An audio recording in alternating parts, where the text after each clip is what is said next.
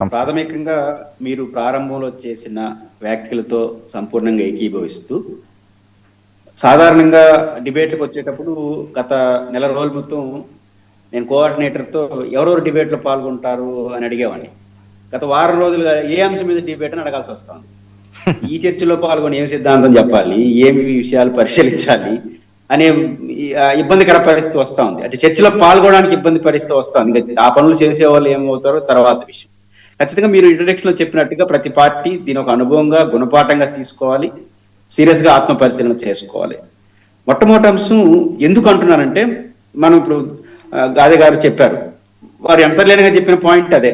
ఇప్పుడు రాజకీయాల్లో విలువలు లేకుండా పార్టీలు కానీ నాయకత్వాలు కానీ గెలుపు ఓటములే ప్రామాణికంగా తీసుకొని వ్యవహరిస్తే ఖచ్చితంగా ఏ పార్టీకైనా ఇట్లాంటి ఇబ్బందులు వస్తాయి అనడానికి అనేక ఉదాహరణలు మనకు కనిపిస్తున్నాయి.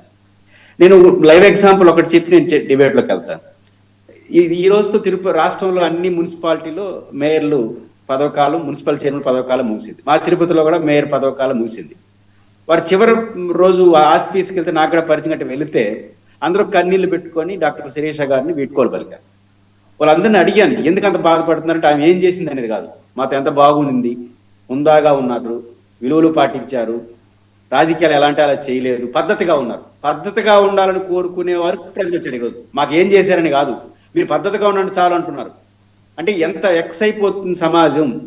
అంటే ఒకప్పుడు మాకేం అభివృద్ధి చేసినారు, మాకేం పనులు చేశారనే రోజు నుంచి మీరు పద్ధతిగా ఉంటే చాలా అదే మహాభాగ్యం అనే పరిస్థితికి వచ్చారంటే రాజకీయ నాయకుల పట్ల ప్రజలు ఎలాంటి స్వభావంతో ఉన్నారు అనడానికి ఇది ఒక ఉదాహరణ మాత్రమే. ఒకటి ఈరోజు అంశంగా చూసుకున్నప్పుడు పుట్టా సుధాకర్ యాదవ్ వాళ్ళ అబ్బాయికి సంబంధించిన అంశం. ఈరోజు బేసిక్ గా ఇది తెలుగుదేశం పార్టీకి నైతిక బాధ్యతే. నిజానికి ఆంధ్రప్రదేశ్ లో జరిగిన ఘటన కాదు, ప్రభుత్వానికి దీన్ని నేరుగా ఆపాదించలేము. ఎందుకంటే ఆంధ్రప్రదేశ్ లో ఘటన కాదు, హైదరాబాద్ లో జరిగింది. ఒక రాజకీయ నైతిక బాధ్యత, ఎందుకంటే ఆ పార్టీకి మెంబర్ ఆఫ్ పార్లమెంట్ కాబట్టి. కానీ తెలంగాణ ప్రభుత్వం కొన్ని ప్రశ్నలకు సమాధానం చెప్పాలి. తెలంగాణ పోలీసులు కూడా అరెస్ట్ చేశారు, వారిని తీసుకున్నారు, పాజిటివ్ వచ్చింది, అండర్టేకింగ్ చేసుకుని వదిలేయడం ఏంటి? మామూలుగా యాజ్ పర్ యాక్ట్ డ్రగ్స్ దొరికితే ఇమీడియట్ గా చేయాల్సింది డి అడిక్షన్ సెంటర్కి వాళ్ళు పంపాలి. డ్రగ్స్ తీసుకున్న వాళ్ళని డి అడిక్షన్ సెంక్షన్ పంపాలి, అంటే హాస్పిటల్ పరిధిలోకి తీసుకెళ్ళాలి, అరెస్ట్ చేసి జైలుకు పంపరు. ఎందుకని? డ్రగ్స్ అనేది మానక ద్రవ్యాలతో కూడుకున్నటువంటి విషయం కావడం, ఈ మారక ద్రవ్యాలు తీసుకోవడం అనేది ప్రమాదకరంగా భావిస్తున్నాం. కాబట్టి మత్తు పదార్థం కాదు, ఇది మారక ద్రవ్యాలు, ఇది ప్రమాదం. కాబట్టి దానికి అలవాటు పడ్డాడంటే చాలా దూరం వెళ్ళాడని ప్రభుత్వం భావిస్తుంది, వ్యవస్థ భావిస్తుంది. కాబట్టి మళ్ళీ బయటికి వెళ్తే మళ్ళీ తీసుకుంటాడేమో. కాబట్టి ఈ డిఅడిక్షన్ సెంటర్ లో అతను చైతన్యపరిచి అతని ట్రీట్మెంట్ ఇది ప్రభుత్వం చేయాలి, వ్యవస్థ చేయాలి. మరి ఎందుకని వారిని ఇమీడియట్ గా వారిని అండర్టేకింగ్ తీసుకుని ఏమని మీరు ఎప్పుడు పిలిస్తే అప్పుడు వస్తాం, ఇదేమైనా విచారణ?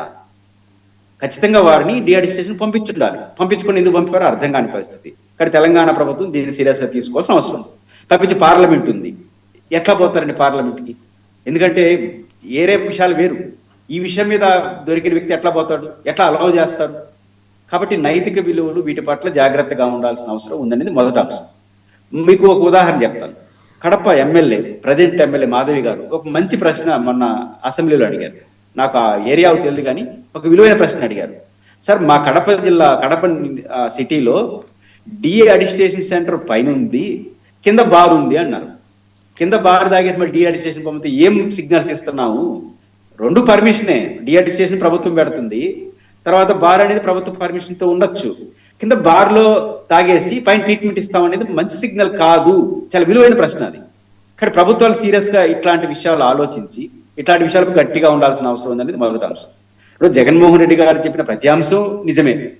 గతంలో దీపక్ రెడ్డి గారికి అవకాశం ఇచ్చినా గతంలో వీళ్ళు ఏం చేసినారు అన్ని కూడా వారు కూడా చెప్తారు. రెండు నిజాలే ఉన్నాయి. కాకపోతే ప్రజలు కానీ ప్రభుత్వాలు కానీ ప్రజలు ఏం ఆలోచిస్తారు, ఏ రోజుకి ఆ రోజు ఆలోచిస్తారు, ఆలోచించాలి కూడా.